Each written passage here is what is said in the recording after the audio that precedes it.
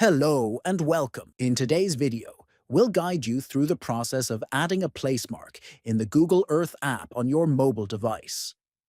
Whether you're marking a favorite spot or planning a trip, this feature helps you save and organize locations effortlessly. First, open the Google Earth app on your phone. Next, locate and tap the Placemark icon at the bottom. Then, choose the place you want to mark. After selecting the location, tap on the Save to Project option. Now you'll be prompted to choose where to store your placemark. You have two options. Stored in Drive saves the placemark to your Google Drive, making it accessible from any device with your Google account. Stored on your device saves the placemark locally on your device, accessible only from that specific device. Select the option that best suits your needs. Then write Name Placemark.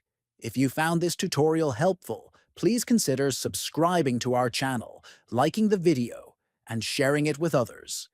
Thank you for watching,